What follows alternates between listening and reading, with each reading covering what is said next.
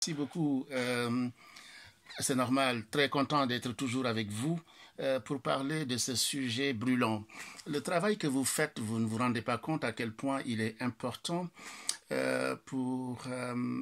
quand on est absent du terrain, les autres parlent à notre place.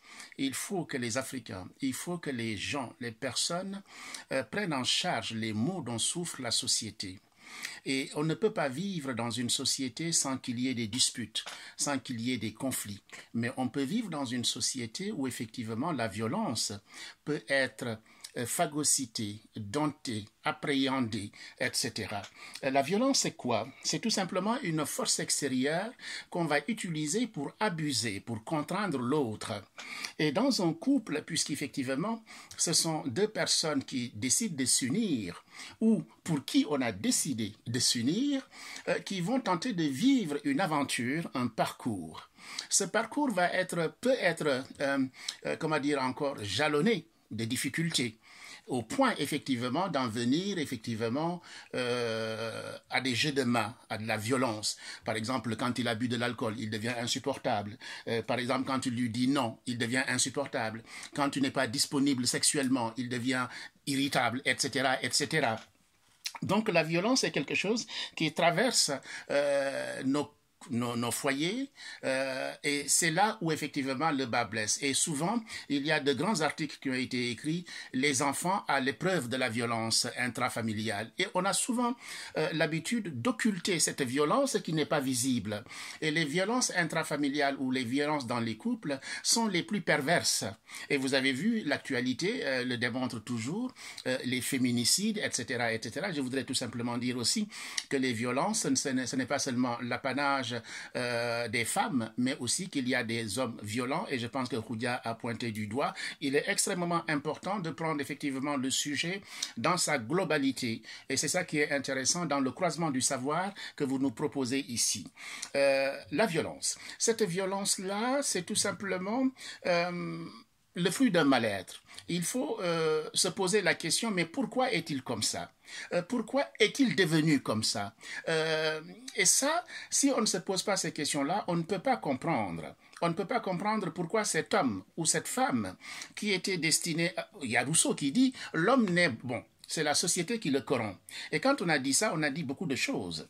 C'est-à-dire que c'est la société tout simplement qui nous amène effectivement à ne pas nous comprendre ou bien à faire autrement qu'on aurait aimé être et incapable de la parole. Le roi Gourand disait tout simplement que quand on sait parler, on n'est pas violent. Mais ceux qui sont violents, c'est ceux qui ne savent pas parler. Mais comment ils vont parler? Ils vont parler avec la gestuelle. Avec la main, ils vont frapper, ils vont porter la main. Et c'est pourquoi on apprend aux enfants à faire des activités sportives, aux filles à faire des activités sportives pour dompter effectivement cette violence-là. Parce que la violence, il faut savoir que c'est une puissance, c'est une faculté, c'est une force qu'on a en nous, qui n'est pas un mal en soi. Elle devient mal quand on la projette sur autrui. On peut utiliser la violence ou la puissance pour faire quelque chose. C'est une dynamique. Mais quand c'est pour effectivement obliger, contraindre, massacrer quelqu'un, non. Là, c'est pervers. Là, c'est pas bien du tout. Et effectivement, il faut l'arrêter. Je reviendrai sur le sujet parce que tout simplement, vous savez que dans le couple, par exemple, les couples sont multiformes. Par exemple, vous savez, dans les couples polygames, il y a une violence inouïe qu'on ne voit pas souvent, qui est, par exemple, la violence verbale. Je prends ce cas-là, par exemple, j'ai vu en Île-de-France un couple polygame. La première femme est excisée, la deuxième ne l'est pas. Et comment est-ce que la première femme violente la deuxième, sous le regard complice du mari, toi tu n'es même pas coupé. Mais quand on est dans la tradition, c'est violent. On aurait dû dire ça à une jeune fille moderne. Mais elle s'en serait enorgueillie. Oui, moi, je ne suis pas coupé. Moi, mon clitoris, je suis bien. J'ai mon corps à moi entier. Mais elle n'a pas cet argument-là. Parce qu'elle reste dans la configuration de la tradition où, effectivement, une femme bien, c'est une femme excisée, etc. Alors que pour la modernité, une femme bien, c'est celle qui a son corps entier, tu n'es pas entamé. Vous voyez, c'est tout simplement, on en a parlé la semaine dernière, la question de l'éducation, à quel point c'est important d'être éduqué pour mieux argumenter, mieux comprendre. Et aussi, quand on est éduqué, on est moins violent parce que tout simplement, on apprend effectivement à encaisser, à intégrer, à phagocyter et à rebondir au lieu de porter la main. Socrate disait nul n'est méchant volontairement. Il dit tout simplement, quand tu sais, tu ne portes pas la main. Quand tu as l'esprit ouvert, tu ne portes pas la main. Et ça te fait du mal. Et quelqu'un a dit tout à l'heure, je pense que c'est notre ami de Côte d'Ivoire, que les enfants sont souvent témoins de violence. Qu'est-ce qu'ils font, ces enfants? Ils perpétuent cette violence quand ils deviennent adultes, ce qu'on appelle le mimétisme. D'où la nécessité, effectivement, d'éduquer les gens à la non-violence. Un couple n'est pas fait pour se battre. Un couple est fait pour discuter, travailler ensemble, marcher ensemble. Il y a des conflits, il y a des oppositions, mais qu'est-ce qu'on n'arrive pas à dépasser quand il y a le dialogue? Tout est capable. Oui.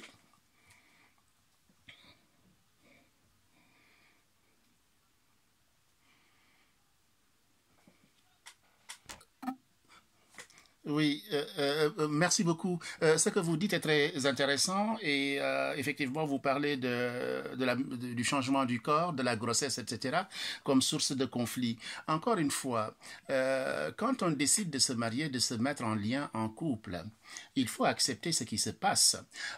Il est bon de faire l'amour à sa femme ou de faire l'amour à son homme, mais après, il faut assumer les conséquences, ce qui va advenir. Ce qui peut advenir, c'est le plaisir, c'est la joie, mais c'est aussi la conception. Et dans cette conception-là, ça ne se passe pas ex nihilo, le corps change. C'est tout simplement un problème d'éducation. Est-ce que je suis décidé et prêt à vivre en couple avec cette femme? Et quelqu'un disait tout à l'heure, faire couple, c'est accepter que le corps a changé. D'accord? Donc, on ne vit plus à deux, on vit avec un tiers, un troisième qui est là et qui est dans un corps. Donc, comment apprivoiser ce corps, comme le dit l'autre? Apprivoiser, c'est un terme fort, c'est-à-dire comment faire corps avec cette mutation, ce corps que je ne connaissais pas, mais qui est devenu, etc. Donc, c'est tout un travail à faire, c'est toute une nouvelle approche à faire, c'est une nouvelle façon de faire l'amour à sa femme, qui n'est plus le corps que vous avez connu il y a un certain temps. Donc ça, c'est un problème d'éducation. Si vous ne savez pas, demandez. Il y a des managers, il y a des coachs. Nous avons tout maintenant. Tout. Tout pour savoir. Celui qui est ignorant le veut. Je suis dans telle situation, je ne sais pas comment ça fonctionne, j'ai peur de lui faire mal, etc. Oui, il y a des craintes. Il y a des hommes qui ont peur. Quand la femme est en état de grossesse, ils ont peur, il faut qu'on le dise ici. C'est une radio où effectivement on essaye de proposer du savoir. Donc il y a des gens, quand la femme est en état de grossesse, ils ont peur. Parce que tout simplement, ils ne savent pas et il faut les rassurer. Je sais qu'aux Antilles, par exemple, on travaille beaucoup sur ce qu'on appelle la matrifocalité, où souvent, quand il y a une grossesse, le jeune homme, il s'enfuit, il retourne chez la maman. Parenthèse tout simplement. Et il y a aussi des moments de violence, etc. Bien, donc pour éviter effectivement ces travers, pour éviter, il faut s'éduquer, se former, se renseigner, aller à l'école du savoir, et pour tout simplement apprendre à faire l'amour à sa femme autrement, apprendre à séduire sa femme autrement, et la femme aussi doit apprendre à séduire son mari autrement, etc. Donc c'est un travail qui se fait à trois, puisqu'effectivement, il y a le bébé, la grossesse, etc. On n'est plus à deux, mais on est à trois. Donc, comment vivre à trois une sexualité, un épanouissement pour une vie bonne et éviter effectivement les frustrations, les haines, les incompréhensions. J'ai accompagné un vieux Marocain. Mais nos enfants faisaient du karaté ensemble. Et il me dit, Monsieur Sissoko, je sais que vous êtes philosophe. Je dis, mais ça n'a pas d'importance, je suis une personne. Il m'a dit, j'ai un problème, je peux vous parler? J'ai dit, mais on a souvent parlé ensemble. Il m'a dit, moi j'ai un gros problème. J'ai dit, lequel? Il m'a dit, ma femme refuse chaque fois. Ils ont une soixantaine d'années, hein?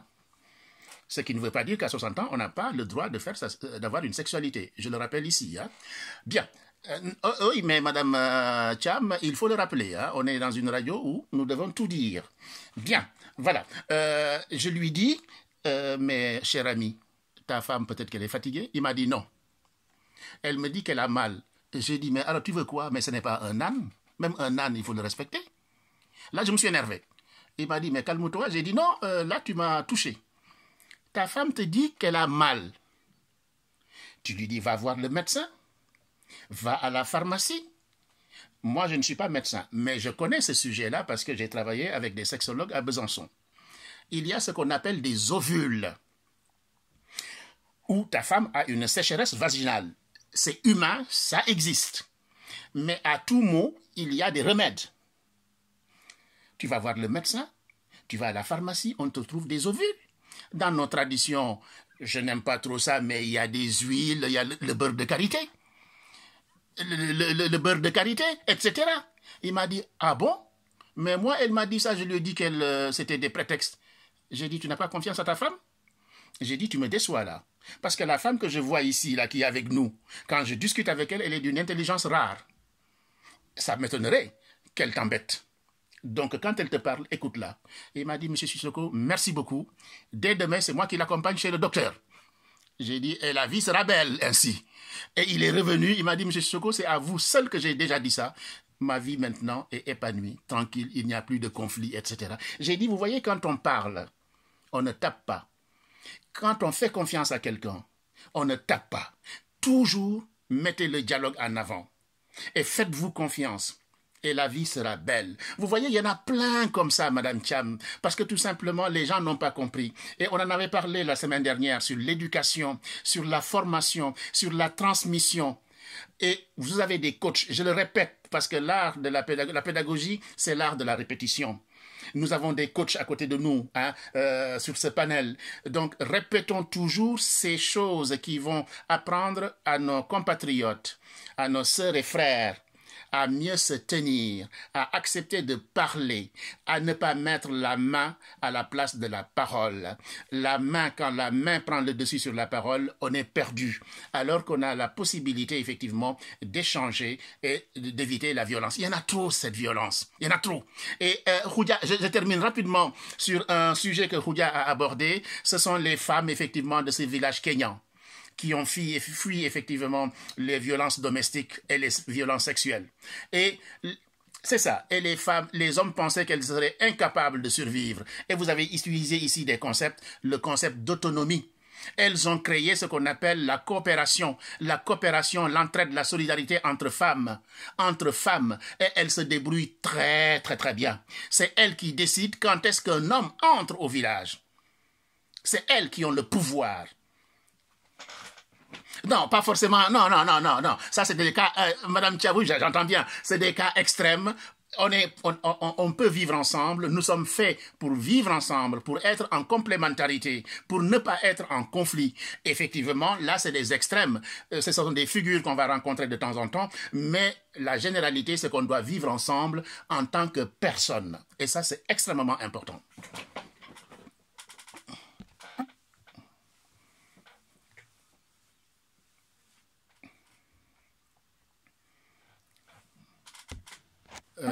En continuant toujours, il ne faudra pas oublier effectivement de parler de la violence dans le couple, le maraboutage par exemple. Mon ami le professeur Feu Ibrahima Sow a parlé effectivement de la violence dans le couple, le ligay, le jabar qui signifie jabar, khonjom,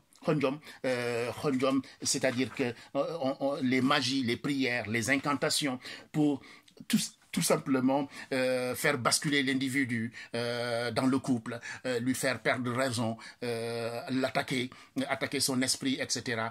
Donc ce sont des sujets qui sont extrêmement importants et il faudrait qu'on s'émancipe de ce genre de violence, de ce genre de pratique, parce que tout simplement, pourquoi vouloir abuser de quelqu'un, pourquoi freiner quelqu'un, pourquoi faire du mal, pourquoi porter atteinte à quelqu'un qui ne t'a rien demandé, qui ne veut que vivre, mais tu es obligé de passer par des marabouts. Il faudrait que l'Afrique arrête ça. Hein?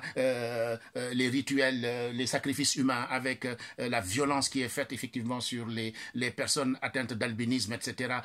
Toutes ces violences-là, il faut que l'Afrique ose mettre le doigt sur ces sujets-là pour qu'effectivement la paix revienne. Il y a trop de guerres dans la société, trop de guerres dans les foyers. Il faut qu'on arrête ça par l'éducation, le respect, le dialogue. Et la charte du Mandé, l'arbre à palabre, le conseil des sages, la discussion, la capacité de remettre à demain, au lieu de répondre tout de suite à chaud, on dit je te répondrai demain. On différer les choses pour tout simplement amenuiser la colère, parce que la colère rend aveugle. Donc quand on est en colère, on perd ses moyens. Donc de façon plus apaisée, hein, on revient à la discussion. On fait une pause, faire une pause.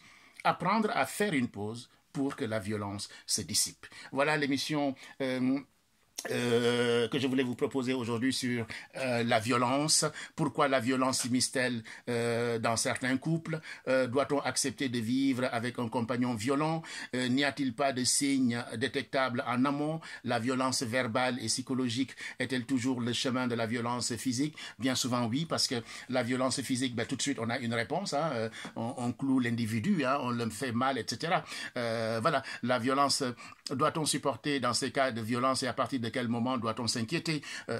On doit pouvoir effectivement détecter les moments de violence, et des gens qui subissent les violences, il faut les aider, il faut les épargner, il faut les attirer vers vous et les aider pour qu'effectivement elles se prennent en charge. On les prend en charge, on les met hors d'état, comment on appelle ça, qu'on les mette hors d'état d'être en danger.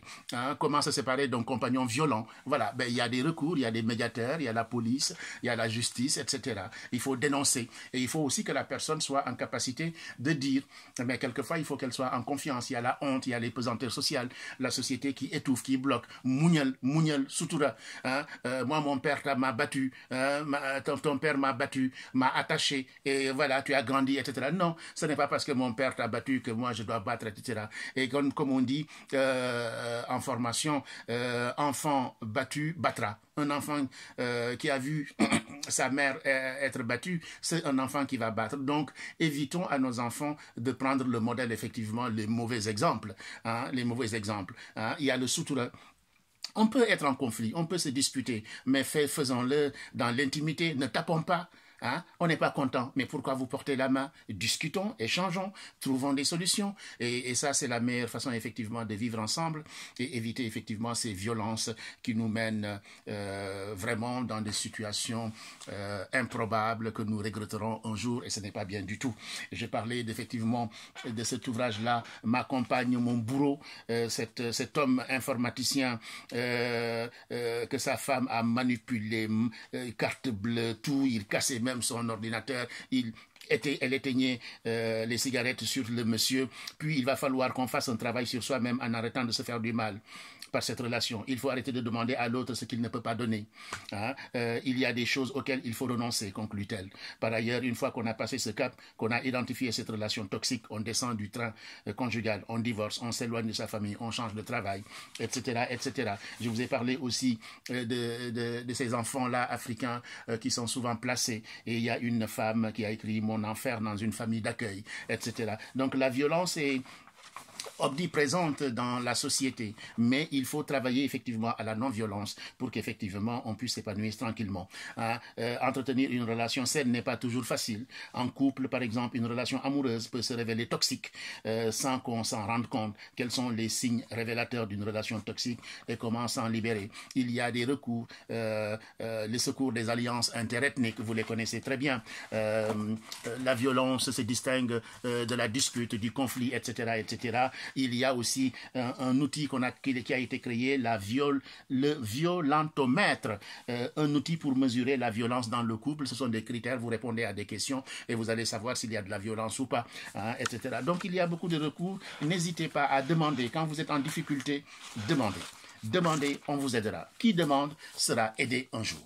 D'accord? Je vous remercie beaucoup. Abonnez-vous à ma chaîne pour recevoir directement, comment dire encore, les vidéos. Ça m'évitera moi de vous les envoyer. Ma chaîne travaille sur la philosophie, le développement personnel, la parentalité, l'éducation, le loisir, la géopolitique, tous ces sujets qui nous... L'argent, le foyer, le couple, comment l'Afrique peut se développer, le stress, comment dire encore, la méthodologie en philosophie, en psychologie, la relation de couple, etc., etc., accompagner son enfant dans sa scolarité, etc., etc. Donc, différents sujets qui sont dans ma chaîne YouTube, Pape Bakary Sissoko. Partagez, discutez, proposez-moi des sujets, échangez et la vie sera belle. Merci beaucoup de partager, merci de vous abonner. À bientôt. Au revoir. Merci.